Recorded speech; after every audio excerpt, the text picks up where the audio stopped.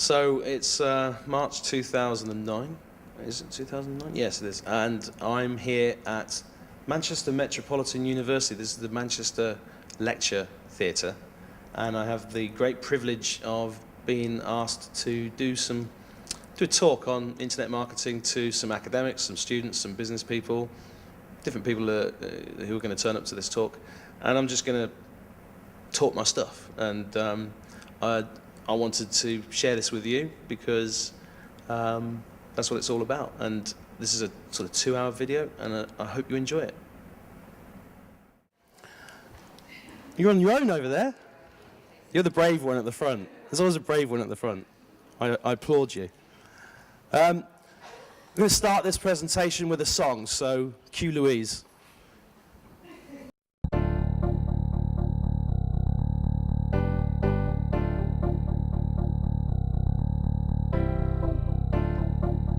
Tax is increasing. There's a brand new crime on the streets that receives little or no policing. It's people like me sneaking up driveways, perpetuating fly tipping in this skipjacking crime wave. Who's going to do something about it? Not me. I'll just buzz off putting stuff in other people's skips for free.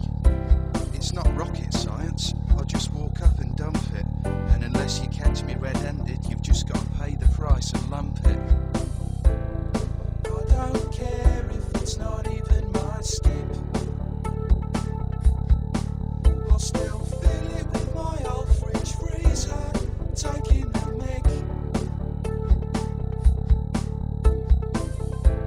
I'll chuck my sofa in while you're at work. 'Cause I'm a laid-back, typical criminal skipjacking jerk. I found this guitar in a skip. Let's go berserk.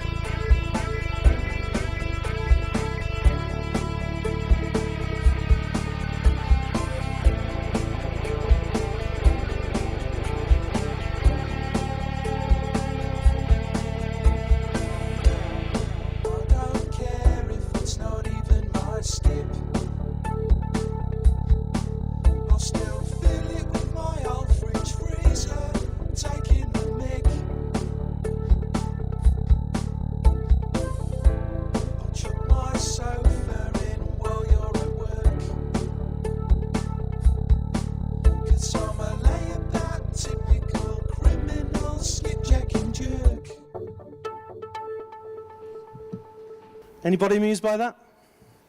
Vaguely? Do you want to just pull it down, please, Louise, so that we can see it on the YouTube page?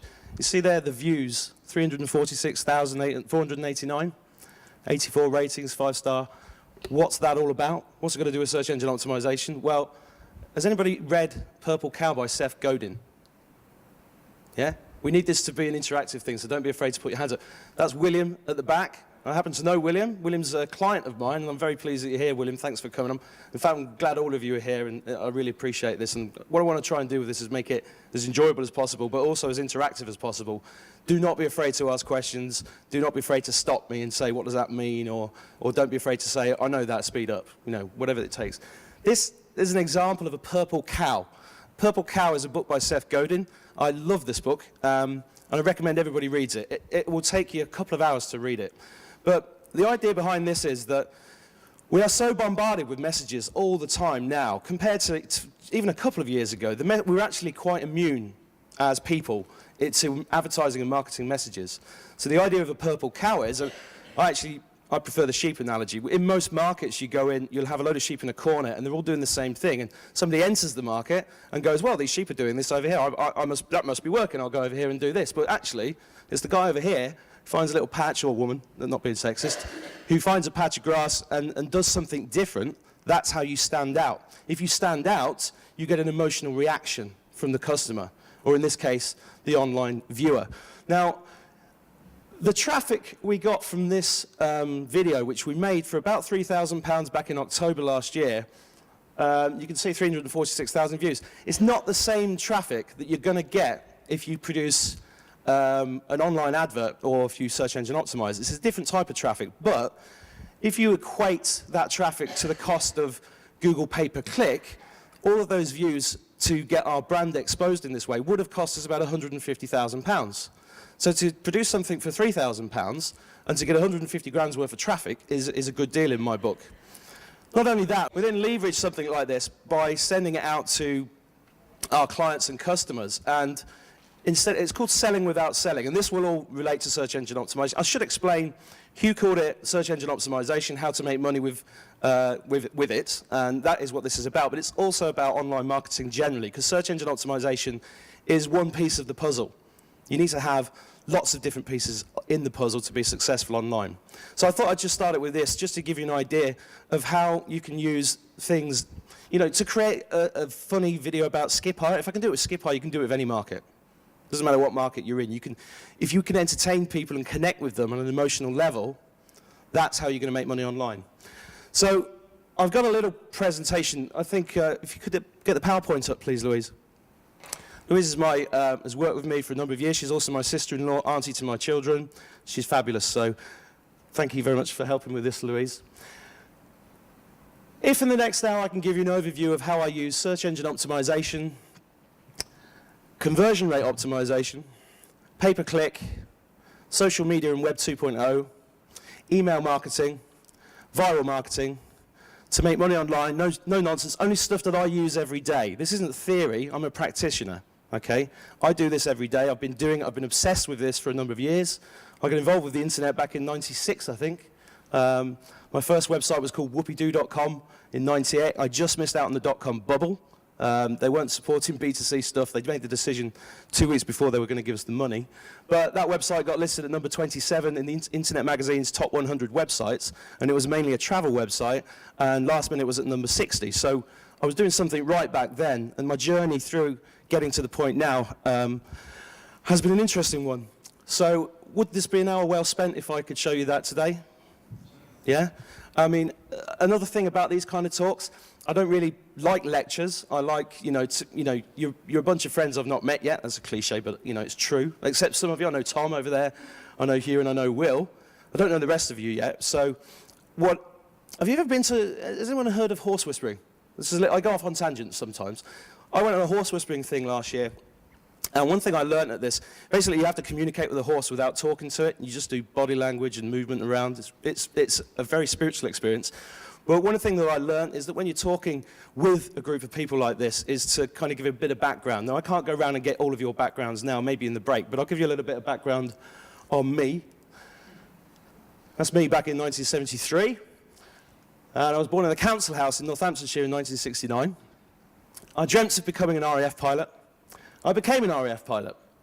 I was a lot thinner then, obviously. I realised I didn't want to kill anybody. I had a political awakening. It was actually while I was based here, because I was a student at A-Town Street back in 1987, and I did economics here, and I went on to edit Pulp magazine. I had an office across the road. I don't know if Pulp still going. Yeah? So I resigned from the Air Force, and then I became, obviously, a poet. And then I went on to did the degree in economics at Manchester Poly, as it was then. And then I became a journalist, and I worked at the Daily Telegraph for a while in London. Then I left uni and I set up my first business, which was a courier magazine, a magazine for the courier trade industry. And I sold that when I was 22 for about £80,000. I thought, I didn't like business anymore. I'm going to become an actor. So I had a good time doing a lot of theatre and stand-up comedy and a bit of television. But then I set up my own marketing agency in 2000. And then one day in 2003, my prospective wife's father said, here, you know marketing, come and market my skips. And I was like, what's a skip? And he had a skip business in Manchester. So I went onto Google and I typed in skip hire, and I found nothing of interest. So I decided to set up topskips.com, which was, and still is, the world's first fully online skip hire business. And what I wanted to do was kind of take an EasyJet model for skip hire, because skip hire is a very backwards business in terms of marketing, in terms of customer relationship management, that kind of thing. Back then, I had no idea what it would do. I just had a gut instinct and went with it. Now, if I was going to go back in time, I would do a huge amount of keyword research, which I'm going to try and get into your heads today, because that is the critical part of search engine optimization, and for online marketing. So basically, that's earned about £10 million in the last 3.5 years. For the first 18 months, it didn't, because it was just local, but when we made it national, hello, welcome back. You've missed my life story. We made it national, and it's basically a brokerage, and we changed the model to include things like toilet hire, container hire, and lots of things, site services kind of stuff, asbestos removal, that type of thing. The model that we used was hugely successful and has been imitated many times. But the key thing is, do you want to just, let's just pop to the internet for a second. I like to prove everything that I say as we go along, so I might pop in and out of the presentation back to the internet. If you go to Google, please, Louise, and type in skip hire.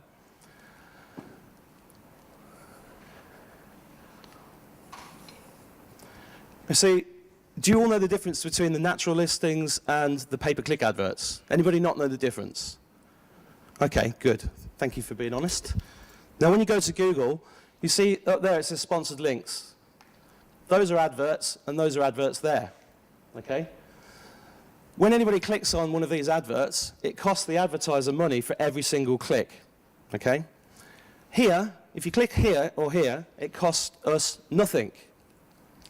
Not strictly true, actually. It costs you money because you have to invest time, energy, and money into search engine optimization. But as you go forward, if you're at the top of Google for the keyword, for the main keyword in this particular market, then essentially that is free traffic as you go forward. And that's where the real killer strategy is. You start with pay-per-click and you work on SEO. SEO will bring you up and bring you free traffic ad infinitum forever. You can't turn it off either. That's one of the other things. With pay-per-click, you can control it, but with search engine optimization, once it's out there, you can't actually control it. So here, we're number 1 and number 2 for the term skip hire. Now, if anybody knows the answer to this question, don't shout out, but anybody who doesn't know the answer, I want you to guess. How many different variations on the keyword skip hire do you think are typed into Google every year? Any takers?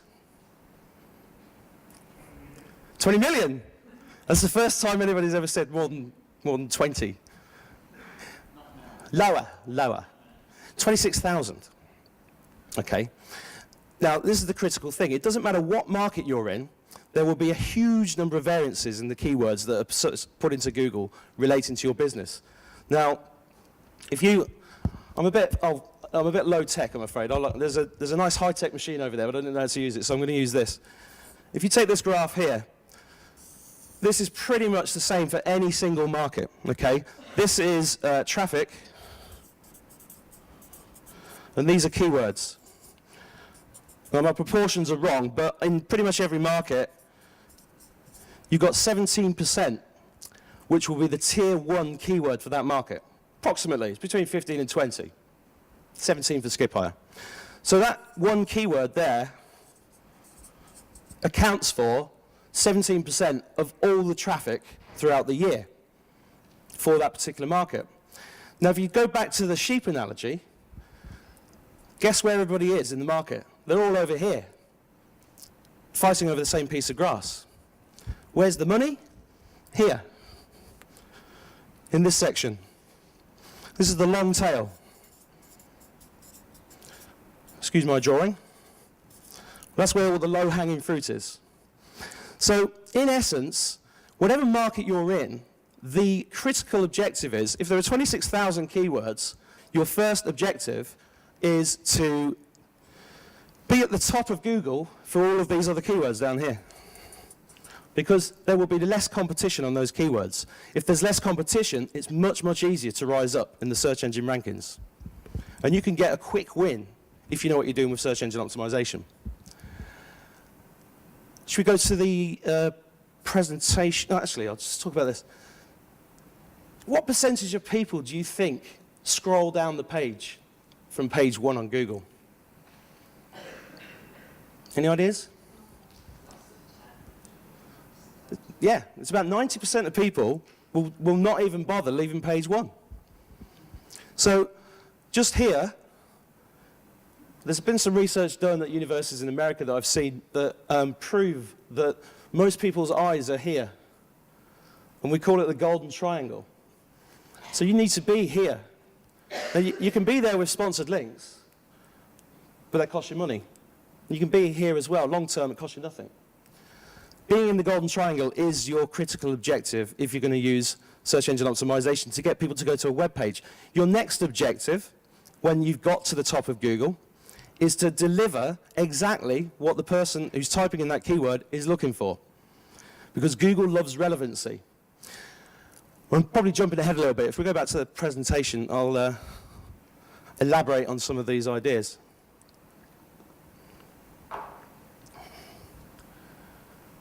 Okay, next one, please, Louise.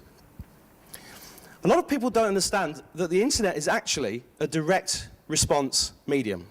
Yeah? Most companies, and you've probably seen them, they'll put up a website and it will be static and it will be there for years and nobody will ever see it and it won't generate them any business. The number of business owners that I see and talk to and meet that have websites like that and don't believe that the internet works is unbelievable. It really does work, but you've got to know what you're doing. Now, everything I talk about and everything you need to know about internet marketing is actually in a book written by Claude Hopkins. It's called Scientific Advertising. Guess when that was written? Early 90s? Mid-80s? 65, I like it. Specific. 1921. Well, Claude Hopkins wrote this book called Scientific Advertising because the direct response industry, the direct mail industry, was built in America. And huge fortunes were made out of direct mail in America in the late 1890s, the early part of the 20th century. This guy was one of the best proponents of it. It's quite a dry book, but if you're serious about marketing, if you're serious about being successful online, if you're serious about the subject, and you don't necessarily want to make money out of it, I would highly recommend reading that book. Because back then, you could test. It was all about testing. You could send out a letter, and copywriting, I thought Hugh's headline was fantastic. How to make money, that's a copywriting lesson. You know, copywriting is a critical part of online marketing, and very few people learn it and apply it. But you can change one word in a sales letter, you can change one comma in a pay-per-click advert, and you will massively, massively increase or decrease your response rate. But it's all about connecting. One word in the wrong place can totally damage your marketing campaign. And back in 1921, Claude Hopkins put all this down on paper. This is how I do it. I test, I test, I test, I test. Because it's all about increasing the response rates, and it's all about increasing the conversion rate. Because search engine optimization, as I said, is only part of the puzzle. You can get traffic. Traffic is easy. You can get traffic from pay-per-click. You can get it from search engine optimization. But if the person that comes to your web page does not take the action that you want them to take, it's a waste of time, isn't it? So let's plow on. The formula for success. This is not my what would you call that? Equation. Formula. Yeah, it's not my formula. This was taught to me by a guy called Ken McCarthy, who's been teaching online marketing since 1994, way back when it was just message boards on universities. He's the first guy who realized it was a direct response medium. And it's very, very simple. You get traffic, people coming to your web page, you get a conversion, and then you get profit. It's deceptively simple. In fact, most of this stuff is simple. It's just a question of putting it together in the right order. Yeah. So, explaining search engine optimization is, we're going to talk about Google today, because Google is, in the UK, it's 80% of the search market. In the US, it's 60%.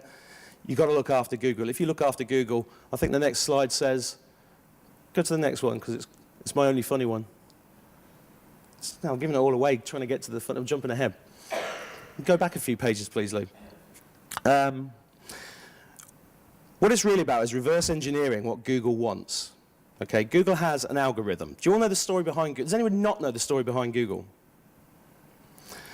Okay, I don't know if any of you were surfing the net back in the 90s, but I was looking for Doctor Who downloads, and it took me hours to find what I was looking for. And then it took hours to download a 30-second clip of something. And I remember, if I only had their brains, Sergey Brin and Larry Page were two PhD students in the States, and they just had this idea. They said, listen, we're looking for a research paper on nuclear physics. that research paper, which has taken us ages to find it, surely there's got to be a better way of doing search. And the idea was very, very simple. They just said, look, if Professor Bob Smith at Oxford University writes a paper on thermodynamics and he posts it on the message board or on a website, if that paper's any good, other academics interested in that subject from around the world will link to it from their sites, from their message boards. So the very simple idea was, let's just count the number of links. Because it's like a vote, isn't it? A link is a vote. And the more links, the more votes. So the more popular, the more important, and the more relevant this paper is. That's really the first stage of Google's algorithm. And that's also where the search engine optimization industry got born, because what people were doing was basically going to companies and saying, let's just build you loads of links. And you could do it. You could just build loads and loads of links, get to the top of Google really quickly. But then they decided, well, actually, not all links are equal. Some links have more power than others. So let's give every page a page rank. Now, there's a bit of debate whether that's named after Larry Page or whether it's actually about the page. But at the bottom of every page, if you have the right plugins on your Firefox browser, by the way, if you're going to do SEO, use Firefox, don't use Internet Explorer. If you have the right plugins, you'll be able to see the page rank of every single page that you go on.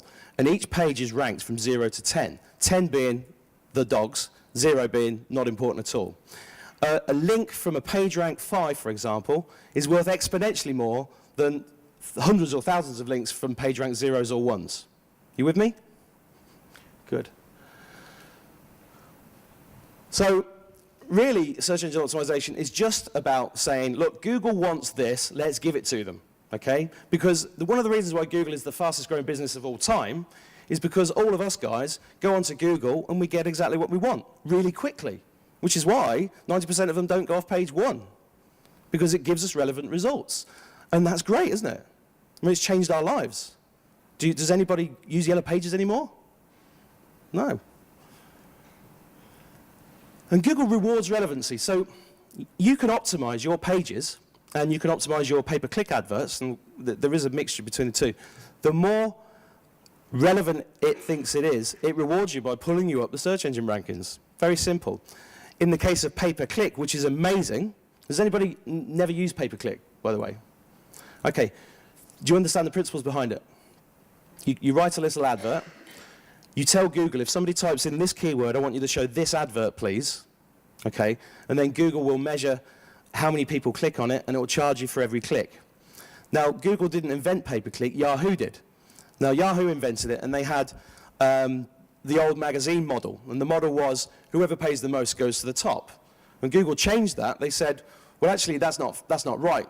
What we want to do is deliver relevant results to our users. So what Google said was, if you get a higher click-through rate, which is basically the number of people, the percentage of people that click through compared to the amount of times the advert is shown, which is called a page impression, if you get a higher click-through rate, they will put your advert higher up and charge you less for the clicks.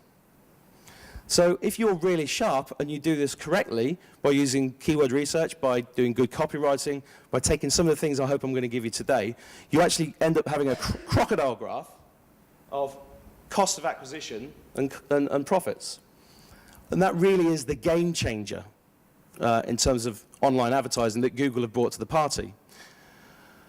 But in terms of search engine optimization, one thing that a lot of people don't realize is that Google searches pages, not websites.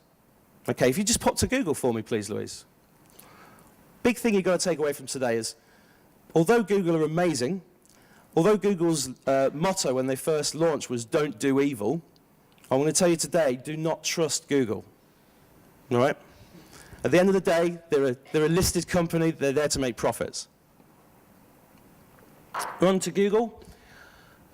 You see there it says search the web or search pages from the UK. It's not actually searching the web. So there's the first lie that Google tells you. It's searching its own index of web pages. Okay? Let's type in how to cook like a pro. Just to illustrate some of these things. There's the keyword how to cook like a pro. There's an advert for how to cook like a pro. There is my How to Cook Like a Pro cookery guide. Just there is another page, squidoo.com, how to cook like a pro. If you click on the, that link, please, Lou, how to cook like a pro. Yeah. That guy there, by the way, that's somebody advertising as an affiliate to this product. So if somebody clicks on it, buys the product, he gets a commission. And here we go. Unfortunately, I can't show you PageRank because it's not installed on this browser, but it's usually down there.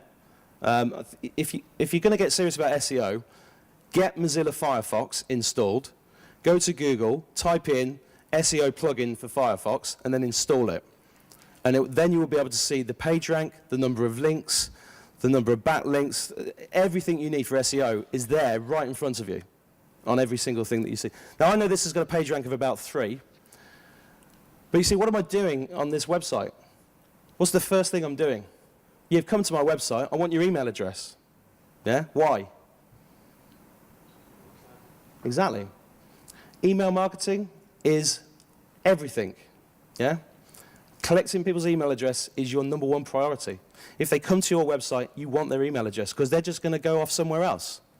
And if they come to your website, you know they're interested in cookery, so give them something for free. Give them some free recipes. Get them to know you. It doesn't matter whether you're in cookery, skip high, doesn't make any difference.